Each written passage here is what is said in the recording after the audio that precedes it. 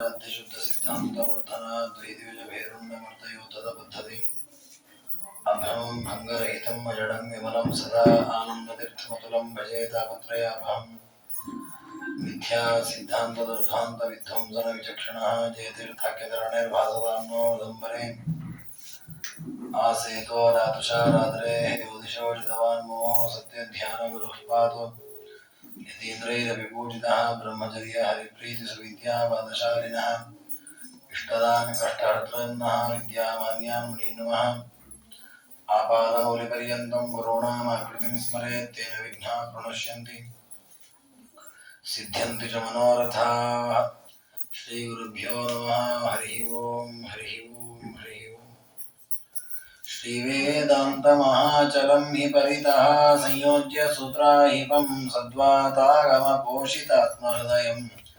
तत्पूर्वपक्षासुरैः सिद्धान्तोक्तिसुरेश्वरैश्च मतितो यकृष्णदुग्धाम्बुधिः स्वीयानामृतं प्रयच्छति समां पायाद्गुणोद्यन्मणिः ವದರಾಜಗುರು ಸಾರ್ವಭೌಮರು ರುಕ್ಮಿಣೇಶ ವಿಜಯದಲ್ಲಿ ಕೃಷ್ಣದೇವರ ಚರಿತ್ರೆಯನ್ನು ವರ್ಣನೆ ಮಾಡುತ್ತಾ ಪೂತನ ಸಂಹಾರದ ಜೊತೆಗೆ ಶಕಟಾಸುರ ಸಂಹಾರವನ್ನು ಕೂಡ ನಿರೂಪಣೆ ಮಾಡಿ ಮುಂದೆ ಪರಮಾತ್ಮ ತೃಣಾವರ್ತ ಅನ್ನುವ ದೈತ್ಯನನ್ನು ಸಂಹಾರ ಮಾಡಿದ ಕಥೆಯನ್ನು ವರ್ಣನೆ ಮಾಡುತ್ತಾರೆ. ಅಥಾಪರೋ ದೈತ್ಯ ಕದಂಬಕಾಸುರಿವೋದ್ಧತೋ ವಾತ ಶರೀರಧಾರಿ ಪ್ರಗೃಹ್ಯ ಕೃಷ್ಣಂ ಗಗನಂ ಜಗಾಮ ಸ್ವನಾಶ ಯೋಗ್ಯ ಸ್ಥಳಕಾಂಕ್ಷ ಏವ. ಒಬ್ಬ ದುಷ್ಟ ತೃಣಾವರ್ತ ಅಂತ ಒಬ್ಬ, ಅವನಿಗೆ ಹೆಸರೇ ತೃಣಾವರ್ತ ಅಂತ. ಯಾಕೆಂದ್ರೆ ಅವನು ಜೋರಾಗಿ ಬಂದ್ರೆ ಒಂದು ಸಣ್ಣ ಹುಲ್ಲು ಕಡ್ಡಿಯನ್ನು ಬಿಡ್ತಿರ್ಲಿಲ್ಲ, ಎಲ್ಲವನ್ನು ಹಾರಿಸ್ತಿದ್ದಂತೆ. ಅಂತಹ ಒಂದು ಬಿರುಗಾಳಿಯ ರೂಪದಲ್ಲಿ ಬರುವ ದುಷ್ಟ ಅವನು ಕೃಷ್ಣ ಪರಮಾತ್ಮನನ್ನು ಸಂಹಾರ ಮಾಡಬೇಕು ಅಂತ ಆ ಕಂಸನ ಭೃತ್ಯನಾಗಿ ಬಂದಿದ್ದಾನೆ. ಉದ್ಧತಃ ವಾತಶರೀರಧಾರಿ, ಅತ್ಯಂತ ದುಷ್ಟನಾದವನು ಗಾಳಿಯ ರೂಪದಲ್ಲಿ ಬಂದು ಕೃಷ್ಣನನ್ನು ಎತ್ಕೊಂಡು ಆಕಾಶಕ್ಕೆ ಹಾರಿದ. ಪ್ರಗಹ್ಯ ಕೃಷ್ಣಂ ಗಗನಂ ಜಗಾಮ. ಇದು ಭಾಗವತದಲ್ಲಿ ಬರುವ ಕಥೆ. ಕೃಷ್ಣ ಬಾಲಕನಾಗಿರುವಾಗ, ಸಣ್ಣ ಪುಟ್ಟ ಶಿಶುರೂಪದಲ್ಲಿರುವಾಗ ಕೃಷ್ಣನನ್ನು ಸಂಹಾರ ಮಾಡಬೇಕು ಅಂತ ಹೇಳಿ ಆ ಮಗುವನ್ನು ಎತ್ತುಕೊಂಡು ಆಕಾಶಕ್ಕೆ ಹಾರಿದ ಅಂತ. ಅಂದರೆ ವಜ್ರಾಜಗುರು ಸಾರ್ವಭೌಮರು ಅಂತಾರೆ, ಅವನು ಆಕಾಶಕ್ಕೆ ಯಾಕೆ ಹಾರಿದ? ಬೇರೆ ಇನ್ನೇನಾದರೂ ಬೇರೆ ರೀತಿಯಲ್ಲಿ ಕೃಷ್ಣನನ್ನು ಪೀಡಿಸ್ಬೋದಿತ್ತು. ಆಕಾಶಕ್ಕೆ ಯಾಕೆ ಹಾರಿದ ಅಂದರೆ ಅವನಿಗೆ ಗೊತ್ತಿತ್ತಂತೆ, ನಾನು ಕೃಷ್ಣನ ಕೈಯಲ್ಲಿ ಸತ್ತು ಹೋಗ್ತೇನೆ, ನಂದು ದೊಡ್ಡ ವಿಕಾರವಾದ ರೂಪ ಬೀಳಬೇಕು, ಅದಕ್ಕೆ ಜಾಗ ಬೇಕಲ್ವಾ. ಬೇರೆ ಕಡೆ ಆದ ಜಾಗ ಕಡಿಮೆ ಇರುತ್ತೆ, ಆ ಕಡೆ ತುಂಬ ಜಾಗ ಇರುತ್ತೆ. ಹಾಗಾಗಿ ಸ್ವನಾಶ ಯೋಗ್ಯ ಸ್ಥಳ ಕಾಂಕ್ಷ ಇವ, ತನ್ನ ನಾಶಕ್ಕೆ ಯೋಗ್ಯವಾದಂತಹ ಸ್ಥಳ ಬೇಕು ಅಂತೇಳಿ ಆಕಾಶಕ್ಕೆ ಹಾರಿದಂತ. ಅಂದರೆ ದುಷ್ಟರು ಎಷ್ಟು ರೀತಿಯಲ್ಲಿ ಪ್ರಯತ್ನ ಪಟ್ಟರು ಕೂಡ ಪರಮಾತ್ಮನಿಂದ ಸಂಹೃತರೇ ಆಗ್ತಾರೆ ಅನ್ನೋದಕ್ಕೆ ಆ ತೃಣಾವರ್ತನ ಪ್ರಸಂಗವು ಕೂಡ ಒಂದು ನಿದರ್ಶನವಾಯಿತು ಅಂತ. ಈ ಒಂದು ಪ್ರಸಂಗವನ್ನ, ಅಂದ್ರೆ ಆ ತೃಣಾವರ್ತ ಎತ್ತುಕೊಂಡು ಮೇಲ್ ತನಕ ಹಾರಿ ಹೋದ, ಕೃಷ್ಣ ಪರಮಾತ್ಮ ಅವನನ್ನು ಸಂಹಾರ ಮಾಡಿದ, ಕೆಳಗೆ ಬಿದ್ದ.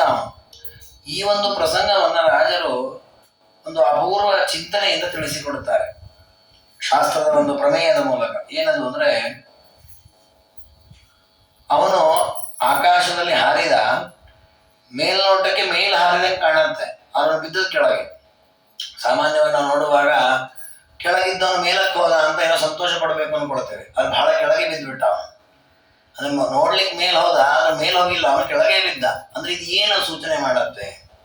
ಮುರದ್ವಿಷಂ ಮೂರ್ಧ್ನಿ ನಿಧಾಯ ವಿಷ್ಣು ಪದಂ ಪ್ರವಿಷ್ಟುಂ ತ್ವರಯಾಗತೋಪಿ ಅಸೌ ಪಪಾತ ಮರವೈರ್ಯಧಸ್ತಾದ ಯೋಗ್ಯ ಕಾಮಸ್ಯ ಕಥಂ ನ ಪಾತಃ. ಯಾರಿಗೆ ಯಾವುದನ್ನ ಪಡೆಯುವ ಯೋಗ್ಯತೆ ಇದೆ ಅವರು ಮಾತ್ರ ಅದನ್ನು ಪಡೀಲಿಕ್ಕಾಗತ್ತೆ. ಯೋಗ್ಯತೆ ಇಲ್ಲದೇ ಇರೋ ವ್ಯಕ್ತಿಗೆ ಆ ಸ್ಥಾನವನ್ನು ಪಡೀಲಿಕ್ಕೆ ಎಂದೂ ಸಾಧ್ಯ ಇಲ್ಲ. ಇವತ್ತು ಲೋಕದಲ್ಲಿ ಈ ಸ್ಥಿತಿ ಇಲ್ಲ. ಇವತ್ತು ನಾವು ಲೋಕದಲ್ಲಿ ನೋಡುವಾಗ ನಮಗೆ ಏನು ಅನಿಸುತ್ತೆ ಅಂದ್ರೆ, ಯೋಗ್ಯತೆ ಇಲ್ಲದೇ ಇದ್ದವರು ಕೂಡ ಸ್ಥಾನಮಾನಗಳಲ್ಲಿ ಮೆರಿತಾ ಇರ್ತಾರೆ. ಯಾಕೆಂದ್ರೆ ಈ ಲೋಕದ ವ್ಯವಸ್ಥೆ ಹಾಗೆ, ದೇವರ ಸಂಕಲ್ಪವೇ ಹಾಗೆ, ಅವರವರ ಕರ್ಮದ ಫಲ ಅನುಭವಿಸಲಿ ಅಂತ. ಆದ್ರೆ ದೇವರ ವ್ಯವಸ್ಥೆ ಅನ್ನೋದು ಹೇಗೆ ಅಂದ್ರೆ, ಯಾರಿಗೆ ಯಾವ ಯೋಗ್ಯತೆ ಇದೆ ಅವರಿಗೆ ಮಾತ್ರ ಆ ಸ್ಥಾನ. ಬಲಿಚಕ್ರವರ್ತಿ 100 ಯಾಗ ಮಾಡಿ ಇಂದ್ರ ಪದವಿಯನ್ನು ಪಡಿಬೇಕು ಅಂತ ವಿಚಾರ ಮಾಡಿ, ವಸ್ತುತಃ ಅವರು ಮುಂದಿನ ಮನ್ವಂತರದಲ್ಲಿ ಅವರೇ ಇಂದ್ರ ಪದವಿಯಲ್ಲಿ ಕೂತ್ಕೊಳ್ತಾರೆ. ಆದ್ರೆ ಅವರಿಗೆ ಅರ್ಜೆಂಟ್, ಈಗಲೇ ಕೂತ್ಕೊಂಡು ಬಿಡ್ಬೇಕು ನಾನು ಅಂತ. ಆದ್ರೆ ದೇವರು 99 ಯಾಗ ಮಾಡೋ ತನಕ ಸುಮ್ಮನೆ ಇದ್ದ. 100ನೇ ಯಾಗ ಮಾಡುವಾಗ ವಾಮನನಾಗಿ ಬಂದು ಅವನು ಕೆಳಗೆ ತಳ್ಳಿದ. ವಸುತನ ಭಕ್ತನೇ, ಬಲಿಚಕ್ರವರ್ತಿ ಯಾರೋ ಕೆಟ್ಟವನಲ್ಲ, ಅವನು ವಿಷ್ಣುದೇವರ ಭಕ್ತನೇ. ಈಗಲೂ ದೇವರ ಸ್ಮರಣೆ ಮಾಡಿಯೇ ಮಾಡುತ್ತಾನೆ. ದೇವರವನಿಗೆ ಇಂದ್ರ ಪದವಿ ಕೊಟ್ಟೇ ಕೊಡ್ತಾನೆ. ಆದ್ರೆ ಯಾವಾಗ ಯೋಗ್ಯ ಕಾಲ ಬರುತ್ತೋ ಅವಾಗ ಕೊಡ್ತಾನೆ. ಅಯೋಗ್ಯವಾದದ್ದನ್ನ ಬಯಸಿದ್ರೆ ಯಾರಿಗೂ ದೇವರು ಕೊಡಲ್ಲ. ಇವನೂ ಕೂಡ ನೋಡಿ, ವಸುಧಾ ಅವನು ದೇವರ ಪಾದವನ್ನು ಹಿಡಿದನ. ಮುರದ್ವಿಷಂ ಮೂರ್ಧಿ ನಿಧಾಯ ವಿಷ್ಣು ಪದಂ ಪ್ರವೇಷ್ಟುಂ ತ್ವರಯಾಗತೋಪಿ. ಪರಮಾತ್ಮನನ್ನು ತಲೆ ಮೇಲೆ ಹತ್ಕೊಂಡಿದ್ದಾನೆ ಅವನು, ತೃಣಾವರ್ತ. ಮತ್ತೆ ವಿಷ್ಣು ಪದ ಅಂತ ಕರೀತಾರೆ ಆಕಾಶ, ಆಕಾಶವನ್ನೇ ಪ್ರವೇಶ ಮಾಡಿದ. ಅಂದ್ರೆ ದೇವರಿಗೆ ಹತ್ತಿರ ಆಗ್ಲಿಕ್ಕೆ ಇರ್ಬೇಕು ಅಷ್ಟೆಲ್ಲ ಮಾಡ್ತಾ ಇದ್ದಾನ ಅವನು.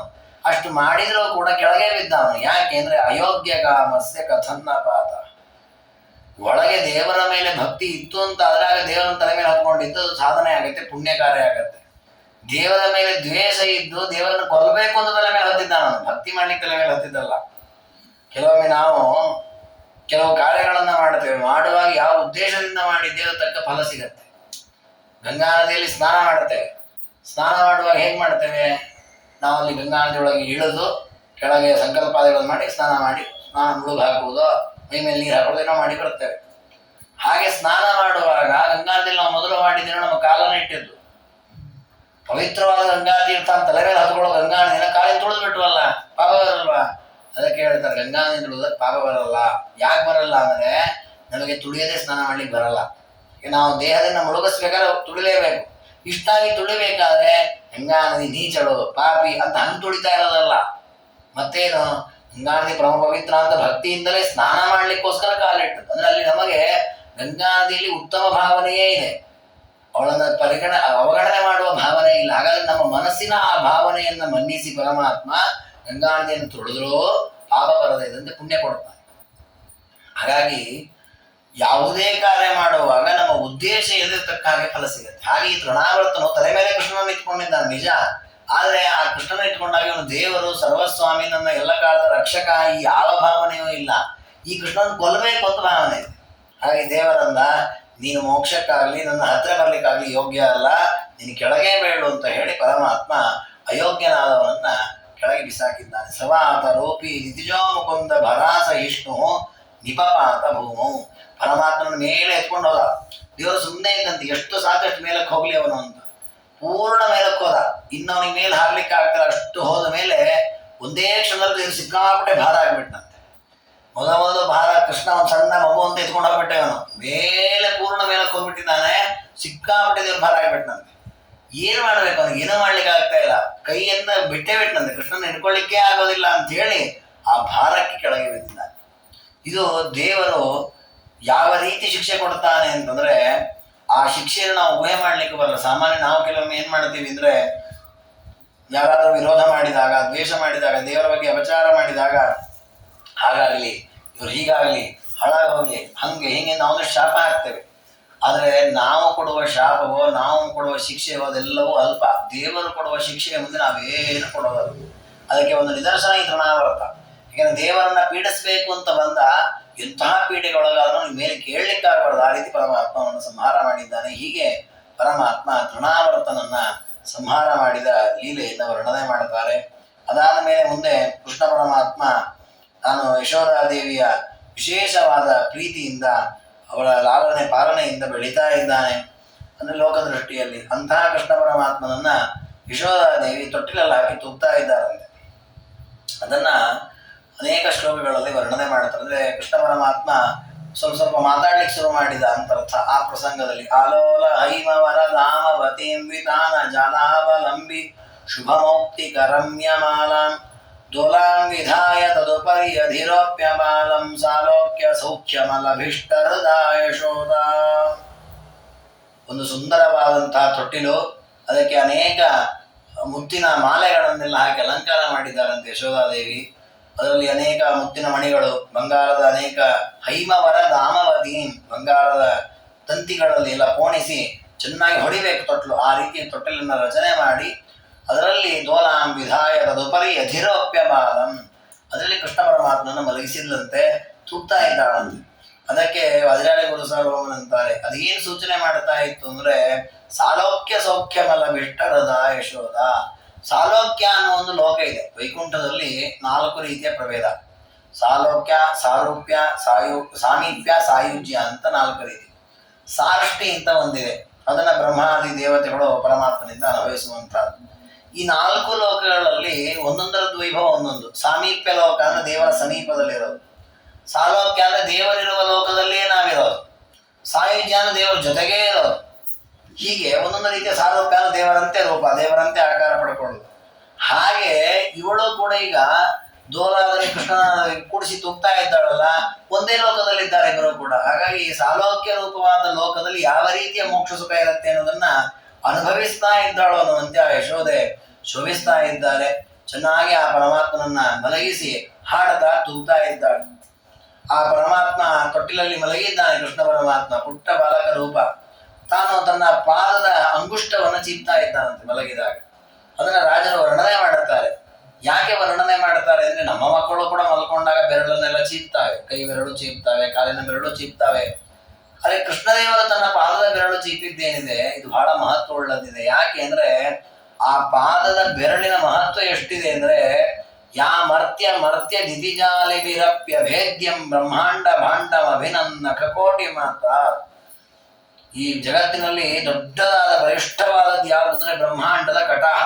ಬ್ರಹ್ಮಾಂಡಕ್ಕೆ ಒಂದು ದಪ್ಪದಾದ ಕರ್ಪರ ಅಂತ ಒಂದು ಆವರಕ ಇದೆ, ಬಂಗಾರದಿಂದ ಮಾಡಿದ್ದು. ಅದು ಎಷ್ಟು ಗಟ್ಟಿಮುಟ್ಟಾಗಿದೆ ಅಂತಂದ್ರೆ ಯಾರು ಏನು ಮಾಡಿದ್ರು ಅದನ್ನು ಭೇದ ಮಾಡ್ಲಿಕ್ಕೆ ಆಗಲ್ಲ, ಅಷ್ಟು ಗಟ್ಟಿಮುಟ್ಟಾಗಿದೆ. ಹಾಗಾಗಿ ಹೊರಗಿನ ನೀರಾಗ್ಲಿ ಯಾವುದು ಒಳಗೆ ಒಂದು ಬಾಧಿಸೋದಿಲ್ಲ. ಅಂತಹ ಬ್ರಹ್ಮಾಂಡದ ಕರ್ಪರ ಏನಿದೆ ಅದನ್ನ ತನ್ನ ಪಾದದ ಉಗುರಿನ ಸ್ಪರ್ಶದಿಂದ ತುಂಡು ಮಾಡಿದ್ದಂತೆ ದೇವರು. ಸಾಂಗುಷ್ಟ ಪುಷ್ಟ ಸುಭಗಾಂಗುಲಿ ಮಚ್ಯುತಸ್ತಾಂ ಸಂಗ್ರಹ್ಯ. ಈ ರೀತಿ ತನ್ನ ಪಾದದ ಬೆರಳಿನ ಸ್ಪರ್ಶದಿಂದ, ಉಗುರಿನ ಸ್ಪರ್ಶದಿಂದ ಬ್ರಹ್ಮಾಂಡವನ್ನೇ ಛೇದಿಸಿರತಕ್ಕಂತಹ ಸುಂದರವಾದ ಪಾದ ಪರಮಾತ್ಮನದ್ದು. ಅಂತಹ ಪಾದದ ಬೆರಳನ್ನ ಸಂಗ್ರಹ್ಯ ಚುಂಬತಿ ಶಿಶು ಪ್ರಕೃತಿಶ್ರಯಾನ. ಸಣ್ಣ ಸಣ್ಣ ಮಕ್ಕಳು ಹೇಗೆ ತಮ್ಮ ಪಾದದ ಬೆರಳನ್ನು ಚೀಪ್ತಾವೋ ಹಾಗೆ ಪರಮಾತ್ಮನು ಕೂಡ ಚಿತ್ತ ಮಲಗಿದ್ದಾನೆ ಅಂತ ವರ್ಣನೆ ಮಾಡ್ತಾರೆ. ಇನ್ನೊಂದು ಕಡೆ ಹೀಗೆ ವರ್ಣನೆ ಮಾಡಿದ್ದಿದೆ, ಕೃಷ್ಣ ಪರಮಾತ್ಮ ತನ್ನ ಪಾದದ ಬೆರಳನ್ನು ಚಿತ್ತ ಮಲಗಿದ್ದಾನಂತೆ ತೊಟ್ಟಲಲ್ಲಿ. ಯಾಕೆ ಅಂದ್ರೆ ದೇವರು ಆಲೋಚನೆ ಮಾಡಿದ್ದಂತೆ, ಏನು ಮಾಡಿದ್ರು ನನ್ನ ಭಕ್ತರು ನನ್ನ ಪಾದ ಬಿಡೋದೇ ಇಲ್ಲ ಅಂತಾರೆ, ಏನಿದೆ ಅಂತದ್ದು ಆ ಪಾದದಲ್ಲಿ, ಅದೊಂದ್ಸಲ ನೋಡೋಣ ಅಂತೇಳಿ ತಾನೊಂದ್ಸಲ ಚೀಪಿದ್ದಂತೆ ಅಂತಂದ್ರೆ. ಆ ರೀತಿ ಪರಮಾತ್ಮ ಕೆಲವೊಮ್ಮೆ ಕೆಲವು ಸಂದೇಶಗಳನ್ನು ಕೊಡ್ಲಿಕ್ಕೆ ಕೆಲವು ಲೀಲೆಗಳನ್ನು ತೋರಿಸ್ತಾನೆ. ಅಂತಹ ಕೃಷ್ಣನನ್ನ ತೊಟ್ಟಿಲಲ್ಲಿ ತೂಗ್ತಾ ಇರುವಾಗ ಆ ಯಶೋಧಾದೇವಿ ಕೃಷ್ಣನಿಗೆ ಹೇಳಿಲ್ಲಂತೆ, ಕೃಷ್ಣ ತುಂಬಾ ಹೊತ್ತಾಯ್ತು ತೂಗಿ ತೂಗಿ ತೂಗಿ, ಮಲ್ಕೊಳ್ಳಪ್ಪ, ನಾನು ಮಲ್ಕೋತೀನಿ, ಬೇಗ ಮಲ್ಕೋ ಅಂದ್ರಂತೆ. ಅದಕ್ಕೆ ಯಾಕೆ ಮಲ್ಕೋಬೇಕು ಅಂತ ಕೃಷ್ಣ ಕೇಳಿದಂತೆ. ನಿದ್ರಾಮಾಶ್ರಯ ಕಿಂತರಾಶ್ರಯ ಫಲಂ ಭುಕ್ತಂ ವ್ರಜೆ ಜೀರ್ಣತಾಂ ನಿದ್ರಾ ಕಾಂಬ ನಿಮೀಲಿತಾಕ್ಷಯುಗಲ ಪ್ರಾಜ್ಞಮ್ಯದಾಲಿಂಗತಿ ಅಸ್ತ್ವೇವಂ ತ್ವಿತಿ ಮುದ್ರಿತಾತ್ಮನಯನಃ ಸ್ವಾಂಗಂ ಸಮಾಲಿಂಗ್ಯ ತತ್ ಸರ್ವಂ ಜೀರ್ಣಮಥೋದಿಶೇತಿ ಜನನೀಂ ಶಂಸನ್ನಿಜಂ ಸೋವತಾತ್. ಯಶೋಧಾದೇವಿ ಹೇಳಿಲ್ಲಂತೆ, ನಿದ್ರಾಮಾಶ್ರಯ, ಕೃಷ್ಣ ಮಲ್ಕೊಳ್ಳಪ್ಪ, ಬೇಗ ನಿದ್ದೆ ಮಾಡು, ನಾನು ಮಲಗ್ತೇನೆ, ಮಲ್ಕೋ ಅಂತ. ಹಾಗೆ ಕೃಷ್ಣ ಕೇಳಿದ, ಕಿಂ ತದಾಶ್ರಯ ಫಲಂ, ಮಲ್ಕೊಂಡ್ರೆ ಏನ್ ಪ್ರಯೋಜನ? ನಮಗೇನಾದ್ರೂ ಯಾರಾದ್ರೂ ಮಲ್ಕೊಂಡ್ರೆ ಮಲ್ಕೊಂಡ್ಬಿಡ್ತೇವೆ, ಪ್ರಯೋಜನ ಏನು ಕೇಳಲ್ಲ. ಅದೇ ಕೃಷ್ಣದೇವರು ಕೇಳಿದ, ಯಾಕೆ ಮಲ್ಕೋಬೇಕು, ಅದರಿಂದ ಏನ್ ಪ್ರಯೋಜನ ಇದೆ, ಫಲ ಏನು ಅಂತ ಕೇಳಿದ. ಅದಕ್ಕೆ ತಾಯಿ ಹೇಳಿಲ್ಲಂತೆ, ಇಲ್ಲ ಮಲ್ಕೊಂಡ್ರೆ ತಿಂದಿದ್ದೆಲ್ಲ ಜೀರ್ಣ ಆಗತ್ತೆ, ಆರೋಗ್ಯವಾಗತ್ತೆ. ಹಾಗೆ ಭುಕ್ತಂ ವ್ರಜೆ ಜೀರ್ಣತಾಂ, ಮಲಗುವುದಕ್ಕೆ ಸಿಗುವ ಫಲ ಅಂದ್ರೆ ತಿನ್ನೋದೆಲ್ಲ ಜೀರ್ಣ ಆಗತ್ತೆ. ಅದಕ್ಕೆ ಮುಂದೆ ಪ್ರಶ್ನೆ ಕೇಳಿದ ಕೃಷ್ಣ, ನಿದ್ರಾ ಕಾಂಬ ನಿಮೀಲಿತ ಅಕ್ಷಯಗಳ. ಸರಿ, ಹಾಗೆ ನಾನು ಮಲಗ್ತೇನೆ, ಮಲಗೋದಂದ್ರೆ ಏನು ಅಂತ ಕೇಳಿದೆ. ನಿದ್ರೆ ಅಂದ್ರೆ ಏನದು? ಅದಕ್ಕೆ ಅವಳು ನಿದ್ರೆನ ಹೇಗೆ ವಿವರಣೆ ಮಾಡ್ಬೇಕು? ಯಾಕಂದ್ರೆ ನಿದ್ರೆ ಅನುಭವಿಸ್ಬೇಕಟ್ಟು, ನಾವು ಮಲ್ಕೊಂಡು ಅನುಭವಿಸ್ಬೇಕು. ನಿದ್ರೆ ಅಂದ್ರೆ ಹೀಗೆ ಅಂತ ಏನ್ ಹೇಳಿಕ್ ಬರುತ್ತೆ? ಅದಕ್ಕೆ ಅವಳು ಹೇಳಿದ್ದು, ಇಲ್ಲ ಪ್ರಾಜ್ಞಂ ಯದಾಲಿಂಗತಿ. ಶಾಸ್ತ್ರಗಳಲ್ಲಿ ನಿದ್ರೆಯ ಬಗ್ಗೆ ಒಂದು ಪರಿಚಯ ಇದೆ. ಏನು ಅಂದ್ರೆ, ನಾವು ಎಚ್ಚರದಲ್ಲಿ ಇರ್ತೇವಲ್ಲ, ಇದನ್ನ ವಿಶ್ವ ಅನ್ನುವ ರೂಪದಿಂದ ಪರಮಾತ್ಮ ತೋರಿಸು. ನಮಗೆ ಬಿಳಿ, ಕಪ್ಪು, ನೀಲಿ, ಕಲ್ಲು, ಮಣ್ಣು ಅಂತ ಏನೆಲ್ಲ ಪದಾರ್ಥಗಳ ಪರಿಚಯವಾಗತ್ತೆ. ವಿಶ್ವ ಅಂತ ಒಂದು ದೇವರ ರೂಪ ಇದೆ, ಅದು ನಮ್ಮ ಬಲಗಣ್ಣಲ್ಲಿರುತ್ತೆ. ಆ ರೂಪದಿಂದ ಪರಮಾತ್ಮ ಇದನ್ನೆಲ್ಲ ತೋರಿಸ್ತಾನೆ. ಇನ್ನು ನಾವು ಮಲ್ಕೊಂಡಾಗ ಕನಸು ಕಾಣುತ್ತೇವೆ, ನಾನಾ ವಿಧವಾದ ಎಲ್ಲೋ ಹೋದಂತೆ, ಯಾವುದೋ ದೇವಸ್ಥಾನ, ಯಾರದೋ ಮನೆ, ಯಾರೋ ಮಾತಾಡಿದಾಗ, ಯಾರೋ ಬೈದಾಗ, ಏನೇನೋ ಕನಸು ಕಾಣುತ್ತೇವಲ್ಲ, ಇದನ್ನೆಲ್ಲ ತೋರಿಸು ತೈಜಸ ಅನ್ನೋ ಒಂದು ಪರಮಾತ್ಮನ ರೂಪ. ಅದು ಕಂಠದಲ್ಲಿರುತ್ತದೆ. ಅಂದ್ರೆ ಕಣ್ಣಲ್ಲಿರುವ ವಿಶ್ವರೂಪ ಯಾವಾಗ ಕಂಠಕ್ಕೆ ಬಂದು ಈ ತೈಜಸ ರೂಪದೊಟ್ಟಿಗೆ ಐಕ್ಯವಾಗತ್ತೆ, ಆಗ ಕಣ್ಣು ಕಿವಿ ಯಾವುದು ಕೆಲಸ ಮಾಡಲ್ಲ, ಹೊರಗಿನ ಪ್ರಪಂಚ ಕಾಣಲ್ಲ. ಯಾಕಂದ್ರೆ ವಿಶ್ವರೂಪ ತನ್ನ ಕೆಲಸವನ್ನು ಮಾಡಲ್ಲ, ತೈಜಸ ತನ್ನ ಕೆಲಸ ಮಾಡ್ತಾನೆ, ಆಗ ಇದೆಲ್ಲವೂ ಕಾಣುತ್ತೆ. ಯಾವುದು ಕನಸಲ್ಲಿರುವ ಪದಾರ್ಥ, ಬಾಹ್ಯ ಪದಾರ್ಥ ಕಾಣಲ್ಲ.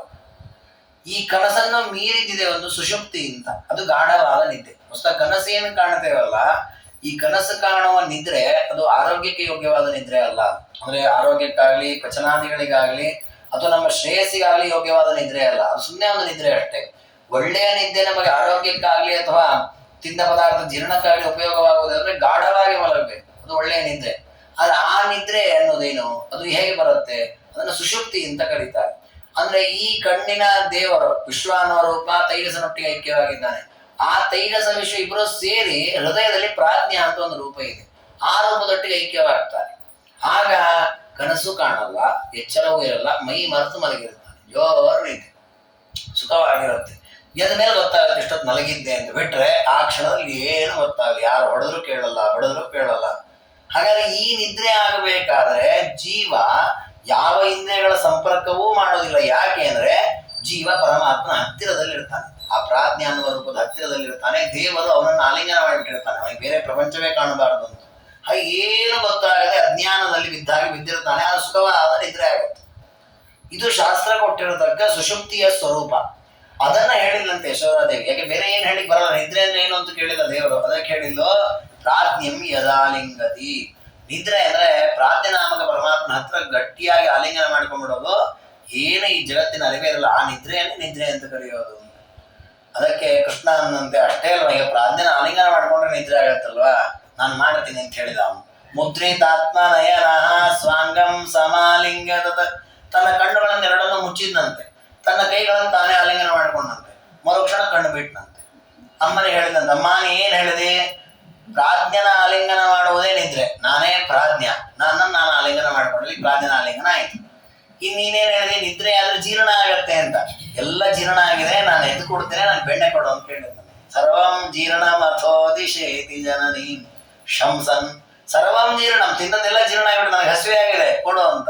ಈಗ ಅವಳು ಏನು ಮಾತಾಡ್ಬೇಕು, ಹೇಗಾರು ಮಾಡಿ ಮಲಗಿಸ್ಬೇಕು ಅಂತ ಕೊಡ್ತೇನೆ, ತಿನ್ನೋದು ಕೊಡ್ತೇನೆ, ತಿಂದ್ರೆ ಜೀರ್ಣ ಆಗತ್ತೆ ಮಲಗೋ ಅಂತ ಹೇಳಿಲ್ಲೋ, ದೇವ್ರು ಜೀರ್ಣ ಆಗಿದೆ ಕೊಡು ಅಂತ ಕೇಳಿಬಿಟ್ಟ. ಈ ರೀತಿ ಮಾತಿನ ಮೂಲಕ ತಾಯಿಯನ್ನ ಸಂತೋಷಪಡಿಸಿರತಕ್ಕ ಪರಮಾತ್ಮ ನಮ್ಮನ್ನ ಅವತಾರ ರಕ್ಷಣೆ ಮಾಡಲಿ ಅಂತ ಪ್ರಾರ್ಥನೆ ಮಾಡ್ತಾರೆ. ಈ ತರದ ಶ್ಲೋಕಗಳಲ್ಲಿ ಒಂದು ಚಮತ್ಕಾರ ಇದೆ ರಾಜರದ್ದು. ಏನು ಅಂದ್ರೆ ಹೊಸದಾಗಿ ಭಾಗವತಾದಿಗಳಲ್ಲಿ, ಭಾಗವತ ಹರಿವಂಶಾದಿಗಳಲ್ಲೂ ಬಂದಿದೆ, ಅಂದ್ರೆ ಅಲ್ಲಲ್ಲಿ ಸಂಕ್ಷೇಪವಾಗಿ ಬಂದಿದೆ. ದೇವರು ತಾನು ಅನೇಕ ರೀತಿ ತಾಯಿ ಜೊತೆ ಮಾತನಾಡಿದ್ದು ಅಥವಾ ತನ್ನ ಬಾಲ ಲೀಲೆಗಳನ್ನು ತೋರಿಸಿದ್ದು ಇದೆಲ್ಲ ಬಂದಿದೆ. ಆದ್ರೆ ಅದರ ಹಿನ್ನೆಲೆಯಲ್ಲಿ ಒಂದು ಅಧ್ಯಾತ್ಮದ ಉಪದೇಶ ಜೊತೆಗೆ ಅದ್ರ ಜೊತೆಗೆ ಪ್ರಾರ್ಥನೆ ನೋಡಿ, ಇಷ್ಟೆಲ್ಲ ವರ್ಣನೆ ಮಾಡಿ ಅಂತಹ ಕೃಷ್ಣ ನಮ್ಮನ್ನು ರಕ್ಷಣೆ ಮಾಡಲಿ ಅಂತ ಒಂದು ಪ್ರಾರ್ಥನೆ ಇದೆ. ಇದು ನಮಗೆ ಭಾಗವತಾದಿಗಳಲ್ಲಿ ಸಿಗಲ್ಲ. ಅಂದ್ರೆ ಭಾಗವತ ಹೇಳಿಲ್ಲ ಅಂತ ನಾನು ಹೇಳಲ್ಲ, ಇಡೀ ಭಾಗವತವೇ ದೇವರ ಸ್ತೋತ್ರ. ಅದನ್ನ ನಮಗೆ ಜ್ಞಾನಿಗಳು ತೋರಿಸಿಕೊಟ್ರು. ಅದನ್ನ ಭಾಗವತವನ್ನು ನಾವು ಹೇಗೆ ಅನುಸಂಧಾನಕ್ಕೆ ತಗೊಳ್ಬೇಕು, ಉಪಯೋಗ ಮಾಡ್ಕೊಳ್ಬೇಕು ಅನ್ನೋದನ್ನ ರಾಜರು ತೋರಿಸಿಕೊಡ್ತಾರೆ. ಮತ್ತೊಂದು ಬಾರಿ ಕೃಷ್ಣನ ಹೀಗೆ ತೂಗ್ತಾ ಮಲಗಿಸ್ತಾ ಇದ್ರಂತೆ ಯಶೋಧಾದೇವಿ. ಕೃಷ್ಣ ಕೇಳಿದಂತೆ, ಅಮ್ಮ ನೀನು ನನ್ನ ತೂಗಬೇಕಾದ್ರೆ ತುಂಬಾ ಹಾಡೆಲ್ಲ ಅಂತ ತೂಗ್ತೀಯ, ಜೋಜೋ ಜೋಜೋ ಅಂತೆಲ್ಲ, ಯಾರನ್ನ ಹಾಡ್ತಾ ಇದ್ದೀಯಾ ಅಂತ ಕೇಳಿದಂತ. ಮಾತರ್ವ ಗಾಯಸಿ ಕಿಂ ಸದಾ ಜಲ ನಿಧೌ ಶೇಷೇಂಗ ಸಂಶಾಯಿನಂ ತಾತಾಸೌ ನನು ನಿದ್ರಯ ಪರಿವೃತೋ ದದ್ಯಾತ್ತವಾಪೀತಿ ತಾಂ. ಏವಂ ಚೇದ್ ಗದಿತಂ ತ್ವದೀಯಮಖಿಲಂ ತತ್ಕರ್ಣ ದೇಶಂ ಕಥಂ ಯಾತೀತಿ ಪ್ರತಿಪಾದಯನ್ ನಿಜಮತಂ ಆಯಾದ್ಯ ಶೋಧಾಸುತಃ.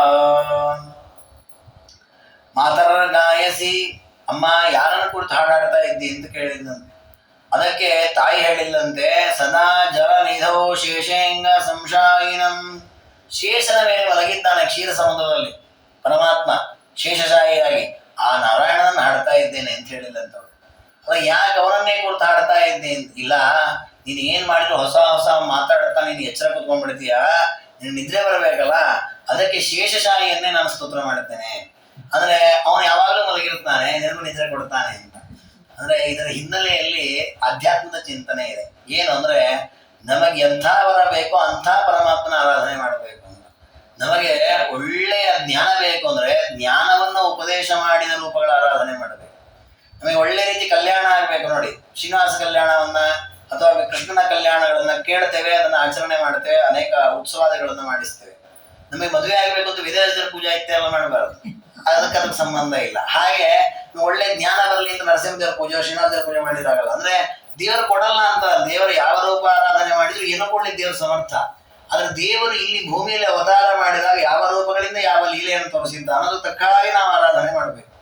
ಹಾಗೆ ಆ ಚಿಂತನೆಯನ್ನು ಹೇಳ್ತಾರೆ ಅವರು ತಾಯಿ ಯಶೋಧಾದೇವಿ. ಕ್ಷೀರ ಸಮುದ್ರದಲ್ಲಿ ಸದಾ ಜಲನಿಧವು ಶೇಷೆ, ಆ ಶೇಷನ ಮೇಲೆ ಯಾವಾಗಲೂ ಮಲಗಿರ್ತಾನೆ ಶೇಷಶಾಹಿಯಾಗಿ. ಅವನ ಸ್ಮರಣೆ ಮಾಡಿದ್ರೆ ನಿನಗೂ ನಿದ್ದೆ ಬರುತ್ತಪ್ಪ, ಹಾಗಾಗಿ ಅವನನ್ನು ಸ್ಮರಣೆ ಮಾಡ್ತಾ ಇದ್ದೇನೆ ಅಂತ ಹೇಳಿದ್ರು. ಇದು ನಮಗೂ ಒಂದು ಪಾಠ.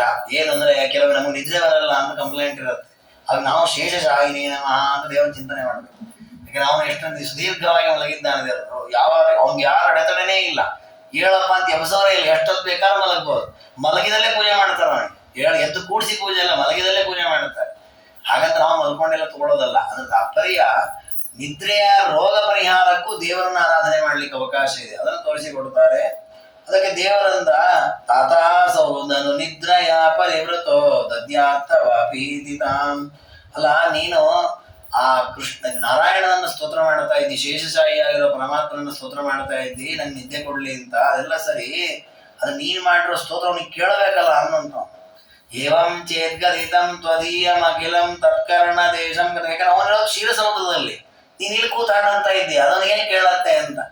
ಪಾಪ ಅವಳಿಗೇನು ಮಾತಾಡ್ಲಿಕ್ಕೆ ಬರಲಿಲ್ಲ, ಸುಮ್ಮನೆ ನಿಂತ್ಲಂತ ಯಶೋಧಾದೇವಿ. ಈ ರೀತಿ ಪ್ರತಿಯೊಂದು ಬಾರಿಯೂ ಯಶೋಧಾದೇವಿಯನ್ನ ಮಾತಿನಲ್ಲಿ ಕಟ್ಟಿ ಹಾಕ್ತಾ ಇರತಕ್ಕಂತಹ ಪರಮಾತ್ಮ ನಮ್ಮನ್ನ ನಮ್ಮನ್ನು ರಕ್ಷಣೆ ಮಾಡಲಿ, ಒಳ್ಳೆಯ ತತ್ವಜ್ಞಾನವನ್ನು ಕೊಡಲಿ ಅಂತ ರಾಜರು ಪ್ರಾರ್ಥನೆ ಮಾಡುತ್ತಾರೆ. ಹೀಗೆ ದಿನನಿತ್ಯದಲ್ಲಿ ಕೃಷ್ಣನನ್ನ ತೊಟ್ಟಿಲಲ್ಲಿಟ್ಟು ಪೂಜೆ ಮಾಡ್ತಾ ಇದ್ದಾಳೆ, ಸೇವೆ ಮಾಡ್ತಾ ಇದ್ದಾಳೆ. ಅದಕ್ಕೆ ರಾಜರಂತಾರೆ, ಅದೆಂಥ ಪುಣ್ಯವನ್ನ ಮಾಡಿದ್ಲು ಗೊತ್ತಿಲ್ಲ ಯಶೋಧಾದೇವಿ. ಯಾಕೆಂದ್ರೆ ಕೃಷ್ಣನನ್ನು ಈ ರೀತಿ ಸೇವೆ ಮಾಡುವ ಸೌಭಾಗ್ಯ ಒಳಗೆ ಸಿಕ್ಕಿದೆ ಅಂದ್ರೆ ಬಹಳ ದೊಡ್ಡ ಪುಣ್ಯವಂತೆ ಅಂತ ಸ್ತೋತ್ರ ಮಾಡುತ್ತಾರೆ. ಅದಾದ ಮೇಲೆ ತೊಟ್ಟಿಲಿನಲ್ಲಿ ಕೃಷ್ಣನಿಟ್ಟು ತೂಗ್ತಾ ಇಲ್ಲಲ್ಲ, ತೂಗುವಾಗ ಒಮ್ಮೆ ತೊಟ್ಟಿಲು ಮುಂದಕ್ಕೆ ಹೋಗುತ್ತೆ, ಮತ್ತೆ ಹತ್ರ ಬರುತ್ತೆ, ಹಿಂದೆ ಹೋಗೋದು ಮುಂದೆ ಬರೋದು ಆಗತ್ತೆ. ಆ ಒಂದು ಪ್ರಸಂಗವನ್ನು ಇಟ್ಕೊಂಡು ರಾಜರು ವರ್ಣನೆ ಮಾಡ್ತಾರೆ. ಅದೇನು ಉಪದೇಶ ಕೊಡ್ತಾ ಇದ್ದಾನೆ ದೇವರು ಅಂದ್ರೆ, ಏವೈ ವಿಠಲ ಸೇವಕ ಶುಭದಿಯಸ್ತೇಷಾಂ ಸಲಭ್ಯಸ್ತ್ವಿತಿ ಪ್ರಾಯೋ ಜ್ಞಾಪಯಿತುಂ ಮುರದ್ವಿಷಮಿತ ಸಂಪ್ರಾಪಯಂತ್ಯೇಕದಾ ಅನ್ಯೇಷಾಂ ಸಹಿ ದೂರಗಸ್ತ್ವಿತಿ ತತಃ ಪ್ರಾಪ್ತಂಚ ತಂ ಕುರ್ವತಿ ದೋಲಾಸಾ ಮಣಿಮಂಡಿತಾ ವಿಜಯತೆ ಸ್ವಾನಂದ ಮೂರ್ತೆ ಶಿಶೋ. ಕೃಷ್ಣದೇವರು ಯಶೋದೆ ತೂಗುವಾಗ ಒಂದು ಬಾರಿ ಯಶೋದೆ ಹತ್ತಿರದಲ್ಲಿ ಕೃಷ್ಣ ಇರುತ್ತಾನೆ, ಮತ್ತೆ ತೊಟ್ಲು ಮುಂದಕ್ಕೆ ಹೋದ್ರೆ ತುಂಬಾ ದೂರಕ್ಕೆ ಹೋಗ್ತಾನೆ ಕೃಷ್ಣ, ಮತ್ತೆ ಹತ್ರ ಬರುತ್ತಾನೆ, ಮತ್ತೆ ದೂರಕ್ಕೆ ಹೋಗ್ತಾನೆ. ಇದು ಸಾಮಾನ್ಯ ತೊಟ್ಟಲು ತಗೋ ಎಲ್ಲ ಮಕ್ಕಳದು ಹಾಗೆ ಆಗತ್ತೆ. ಆದ್ರೆ ಕೃಷ್ಣ ಅದರಿಂದ ಏನ್ ಸೂಚನೆ ಮಾಡಿದ ಅಂದ್ರೆ, ಯಾರು ನನ್ನ ಪಾದಕಮಲಗಳನ್ನ ಭಕ್ತಿಯಿಂದ ಸೇವೆ ಮಾಡುತ್ತಾರೆ, ಸಜ್ಜನರಿದ್ದಾರೆ, ಲೋಕಕ್ಕೆ ಉಪಕಾರಿಗಳಾಗಿದ್ದಾರೆ, ಅಂಥವ್ರಿಗೆ ನಾನು ಸಿಗ್ತೇನೆ ಅಂತ ತೋರಿಸ್ಲಿಕ್ಕೆ ಹತ್ತಿರ ಬರುತ್ತಾನಂತೆ. ಯಾರು ನನ್ನ ವಿರೋಧಿಗಳಿದ್ದಾರೆ, ಅನ್ಯೇಷಾಂ ಸಹಿ ದೂರದ ಸ್ಥಿತಿ, ಯಾರೆಲ್ಲ ಪರಮಾತ್ಮನ ನಿಂದನೆ ಮಾಡ್ತಾರೆ, ದ್ವೇಷ ಮಾಡ್ತಾರೆ, ದೇವರ ಆರಾಧನೆ ಮಾಡಲ್ಲ, ಅವ್ರಿಗೆ ದೂರ ಹೋಗಿ ಬಿಡ್ತಾನಂತ ದೇವರು. ಅಂದ್ರೆ ತೊಟ್ಲೊಮ್ಮೆ ಹತ್ರ ಬರುತ್ತೆ, ಒಮ್ಮೆ ದೂರ ಹೋಗುತ್ತೆ. ಅದಕ್ಕೆ ಶಾಸ್ತ್ರ ಹೇಳಿ ದೂರದ ರಮ್ಯತ್ತು ತದೇವ ಅಂತಿಕ ಮಂತಿಕ. ಪರಮಾತ್ಮ ಅತ್ಯಂತ ದೂರದಲ್ಲಿದ್ದಾನೆ, ಹಾಗಾದ್ರೆ ನಮಗೆ ಸಿಗೋದೇ ಇಲ್ವಾ ಅಂದ್ರೆ ಅತ್ಯಂತ ಹತ್ತಿರದಲ್ಲಿದ್ದಾನೆ. ಅದಕ್ಕೆ ಹೇಳಿದ್ದು ಯಾವುದ್ರಲ್ಲಿ ಸಾರೋದ್ಧಾರದಲ್ಲಿ ಆರಂಭದಲ್ಲಿ ಮಂಗಲಾಚರಣೆಗಳನ್ನೇ ಹೇಳ್ತಾರೆ. ಏನಂತ ಹೇಳ್ತಾರೆ, ಪರಮಾತ್ಮ ಎಲ್ಲರ ಹೃದಯದಲ್ಲಿಯೇ ಇದ್ದಾನೆ. ಹಾಗೆ ಎಲ್ಲರ ಹೃದಯದಲ್ಲಿದ್ದಾನೆ ಅಂದ್ರೆ ದೇವರನ್ನ ಹುಡುಕಿ ಬಿಡ್ತೇವೆ, ಸಿಕ್ಬಿಡ್ತಾನಂದ್ರೆ ಅನುಪಲಭ್ಯ ಬರ್ತದೆ. ಅವನು ಸುಲಭಕ್ಕೆ ಸಿಗಲ್ಲ, ನೀವು ವಿಮರ್ಶೆ ಮಾಡಬೇಕು, ಶಾಸ್ತ್ರಜನ್ಯ ಮಥನ ಮಾಡಬೇಕು, ದೇವರ ಸಿಗ್ತಾನೆ. ಹಾಗಾಗಿ ದೇವರ ಆ ತೊಟ್ಟಿಲು ಸಂದೇಶ ಕೊಡ್ತಾ ಇದೆ, ಭಕ್ತರಿಗೆ ದೇವರು ಸಿಗ್ತಾನೆ, ಯಾರು ಭಕ್ತರಲ್ಲ ಅವರಿಗೆ ಸಿಗೋದಿಲ್ಲ. ಹೀಗೆ ಸ್ವಾನಂದ ಮೂರ್ತೇಶಿಜೋ, ಆನಂದ ಮೂರ್ತಿಯಾದ ಪರಮಾತ್ಮನ ರೂಪವನ್ನ ಹೊತ್ತು ತಿರುಗ್ತಾ ಇರುವಂತಹ ತೊಟ್ಟಿಲು ಈ ಸಂದೇಶವನ್ನ ನೀಡ್ತಾ ಇದೆ ಅಂತ ಆ ತೊಟ್ಟಿಲ ಸೇವೆಯನ್ನ ವರ್ಣನೆ ಮಾಡಿದ್ದಾರೆ. ಅದಾದ ಮೇಲೆ ಕೃಷ್ಣ ಪರಮಾತ್ಮ ತಾನು ಮಲ್ಕೊಂಡಿದ್ದಾನೆ, ತಾಯಿ ಯಶೋಧಾದೇವಿ ಹಾಲು ಕುಡಿಸ್ತಾ ಇದ್ದಾಳೆ. ಯಶೋಧಾದೇವಿ ತೊಡೆ ಮೇಲೆ ಮಲಗಿದ್ದಾನೆ.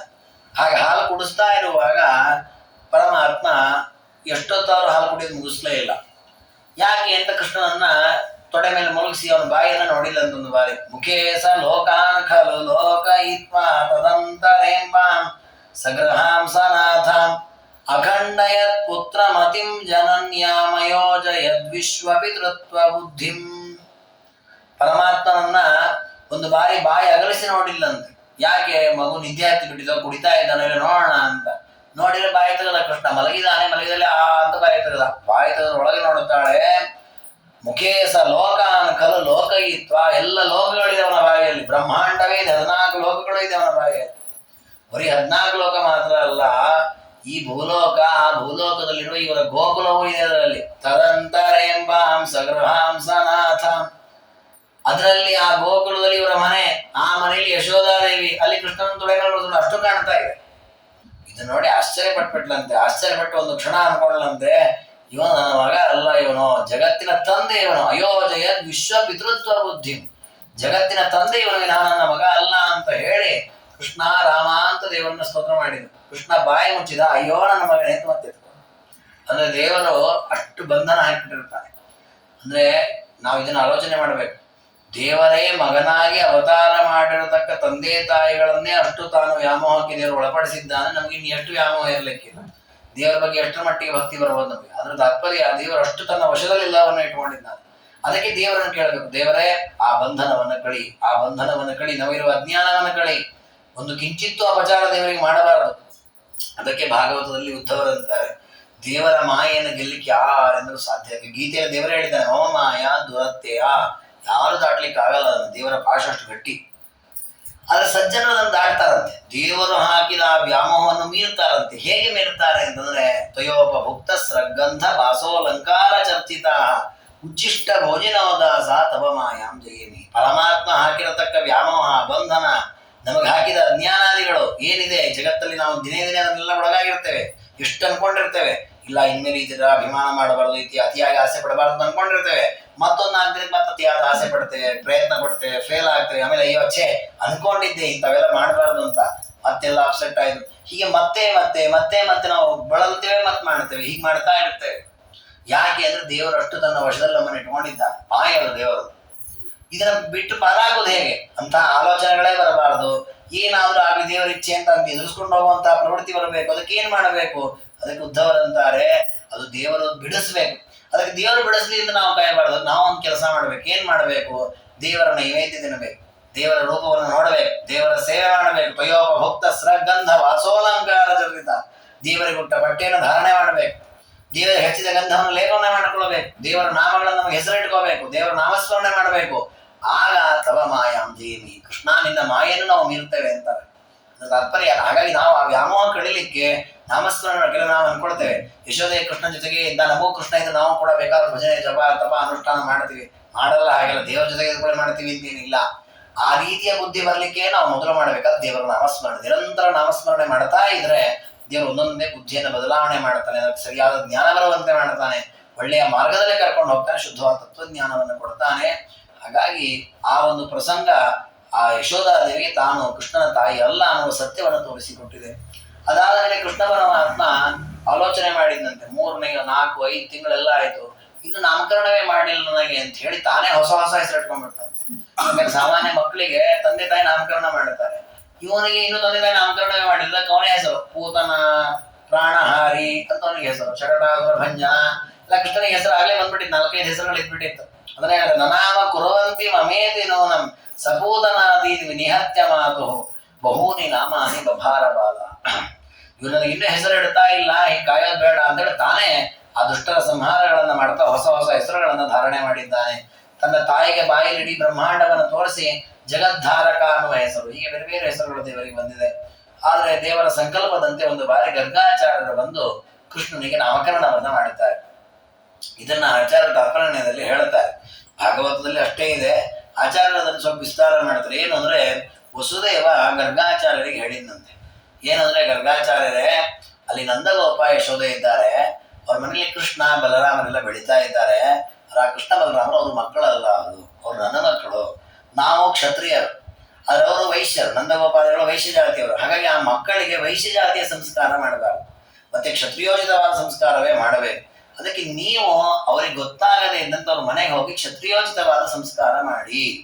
ಅಂದ್ರೆ ಅವ್ರು ನಿಮ್ಮನ್ನೇ ಕರೀತಾರೆ, ನೀವು ಹೋಗ್ತೀರಿ, ಅವ್ರು ವೈಶ್ಯ ಜಾತಿಯ ಸಂಸ್ಕಾರ ಮಾಡ್ಬೇಕಂತ ಅವ್ರು ಪ್ರಯತ್ನ ಪಡ್ತಾರೆ.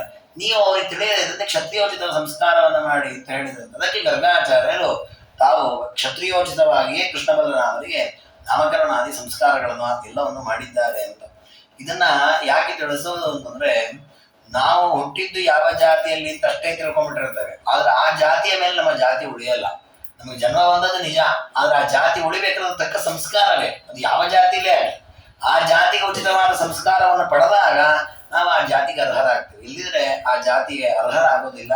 ಇದು ಜಾತಿ ಅಂತ ಹೇಳಿ ಯಾರನ್ನೋ ತುಳಿಯೋದು, ಯಾರನ್ನೋ ಬೆಳೆಸೋದು, ಯಾರನ್ನೋ ಬೈಯೋದೋ ಉದ್ದೇಶ ಅಲ್ಲ. ಅದೊಂದು ಚೌಕಟ್ಟು. ಈಗ 10ನೇ ತರಗತಿ ಮಕ್ಕಳು ಈ ರೀತಿ ಇರಬೇಕು ಅನ್ನೋ ಒಂದು ವ್ಯವಸ್ಥೆ ಇದೆ. ಅದೇನೇನೋ ಅವ್ರನ್ನೇನೋ ಕೆಟ್ಟವರನ್ನೋ ದೊಡ್ಡವ್ರನ್ನೋ ಕೀಯಾಳಿಸೋದೆಲ್ಲ ಏನಿಲ್ಲ. ಆ ಒಂದಷ್ಟು ವರ್ಗಕ್ಕೆ ಒಂದು ವ್ಯವಸ್ಥೆ. ಹಾಗೆ ಬ್ರಾಹ್ಮಣರ ಜಾತಿಯವರು ಈ ರೀತಿ ಆಚರಣೆ ಮಾಡಿ, ಕ್ಷತ್ರಿಯರು ಈ ರೀತಿ ಮಾಡಿ ಒಂದು ವ್ಯವಸ್ಥೆ ಮಾಡಿದೆ ಶಾಸ್ತ್ರ, ಯಾರ್ಯಾರು ಏನೇನು ಮಾಡಬೇಕು ಅಂತ. ಅದನ್ನ ಕೆಲವೆಲ್ಲ ತಪ್ಪು ತಿಳ್ಕೊಂಡ್ಬಿಟ್ಟಿದ್ದಾರೆ. ಜಾತಿ ಕೂಡ ದೊಡ್ಡ ನಿಂದನೆ, ಏನೋ ಶೋಷಣೆ ಅಂತ, ಅವೆಲ್ಲ ಏನಿಲ್ಲ.